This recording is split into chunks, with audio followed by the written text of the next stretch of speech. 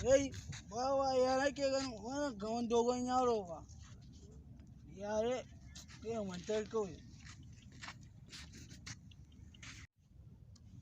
Wai kana jin wani labari a jarida? Wai wani labari ba, wai wata mata ta yi ciki ta wurgar da yaron a fili ko.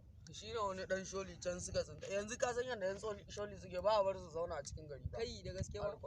Yanzu wai kama dan sholi yanka shi za mu yi dangin dunguwar shi. Kai kawari kawai. Ai irin yan sholin yanzu gaba ɗayansu Kai, me kuke yi a nan gurin? Kai, kaga wani kuma fa. Kai, ku zama gaba, ko zan nuna muku ne? Me kuma za ka nuna wa?